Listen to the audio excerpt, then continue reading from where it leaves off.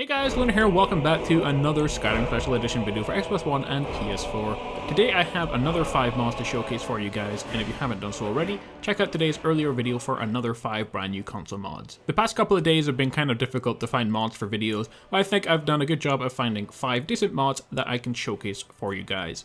So as always, let's not wait around, and we can jump straight into number 1. First up, we had Dragonborn Retreat. Dragonborn Retreat is a small and cozy player home with lots of storage and everything a Dragonborn needs. The house, or 2 houses actually, have everything you need including cooking, crafting, enchanting and alchemy areas, bedrooms, sitting areas, storage and weapon racks split over the 2 buildings. There's around 20 or so storage boxes ranging from vases to jewelry boxes, safes, cupboards and wardrobes and chests, etc. and a bunch of other stuff as well. You also get a stable with 4 horses, you even get your own dog called Kim, and a merchant called Shandy who sells loads of stuff like spell tombs and Skyrim armor. Overall, a small but nice player home that's not over the top, but still has everything you need in a player home. I really like the design of it, especially the outside area. It's like a little farm, and I definitely think it's worth checking out.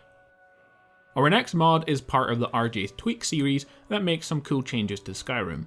This mod is the RJ's Tweaks to Crafting. This mod is intended for those who enjoy seeking out raw resources for crafting and want the elements to be a little more worthwhile without breaking game balance. Want to be a profitable miner, hunter, tired of digging around the outhouses looking for soul gems? Well, this mod is perfect for you. So here are some of the things that the mod changes. For hunting, it produces more leathers from pelts at the tanning rack. Lycanthropes and werebears can now be skinned for their pelts.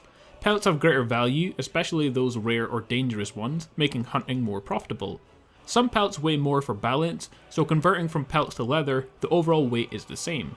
For mining, ores produce 4 times more ingots at the smelter, so mining ore is now definitely worth more, and also ore weights are now more balanced. For jewelry, you can now create circlets at the forge and show off your head bling.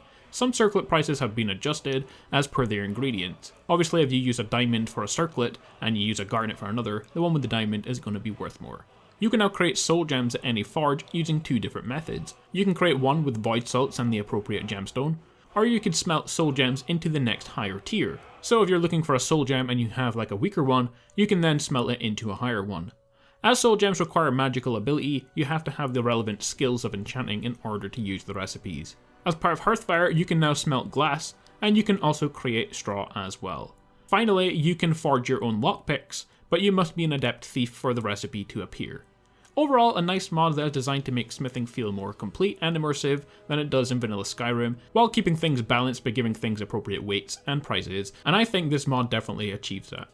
Our next mod is another smithing mod that allows you to pretty much craft any weapon or armor in the game.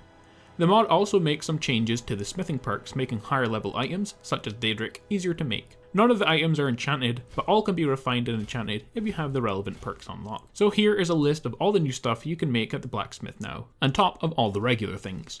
3 fur armors, executioner's armor, moth priest robes, temple priest robes, forsworn armors and weapons, blue mage, black mage robes, unenchanted religious amulets and circlets, archmage robes, blades armor, companion armor, dawn guard and dark brotherhood armors and weapons, along with the thieves guild armors and weapons, greybeard's robes, Skal's armor, Talvani robes, Vermina robes and Sigic robes, Penitus oculatus armor, Stormcloak officer's armor, vampire armor, mythic dawn robes, silver weapons, nightingale armor and weapons, ancient Nordic armor and weapons, Thalmor robes, along with the executioner's axe, scimitar and ebony katana.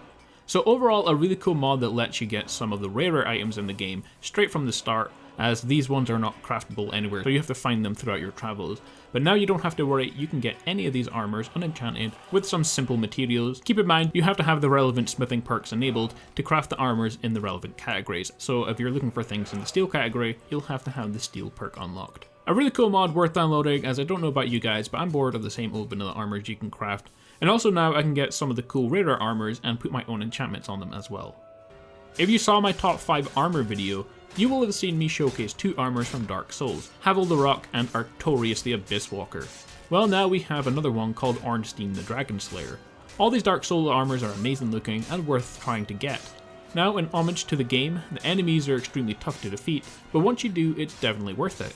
Go to a location on your map and fight the 2 Ornstein bosses. Once you do, you'll be given 2 armors and 2 weapons. One in gold color, well it's supposed to be gold but it kind of looks like dragon bone, and an older one which is much darker, but they both have the same stats. You can loot the armor, helmet, boots and gauntlets, along with the spears, and they are all very powerful. The armor's damage resistance is at least 100 more than the dragon bone, so it's very powerful.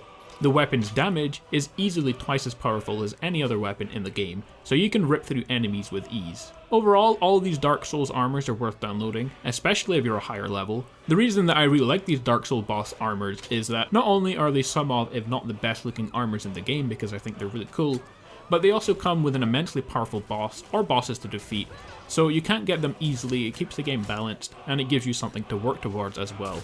And once you do, it's definitely worth the reward. So I think these Dark Soul armor mods are all definitely worth checking out. Our final mod is a fairly simple mod, but it adds in some cool changes. Ever wanted to walk along the cliffs, climb up the summit of mountains, and explore Skyrim like never before? Well, now you can. With the mod, you can finally climb mountains without spam jumping. Multiple paths along the rocky cliffs of Skyrim allow you to reach new, previously undiscovered locations, as well as existing ones in new and exciting ways. Before, you would have to run all the way around a mountain, or all the way around a waterfall. Well, now with this mod, you can simply go over them.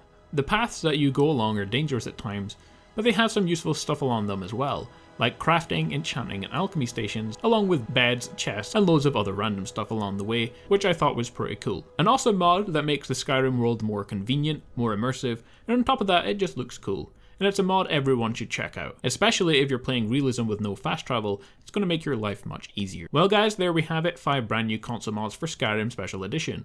As always, thanks for watching, don't forget to like, comment and subscribe, and I will see you all tomorrow for another Skyrim Special Edition video. So I will see you all then, bye.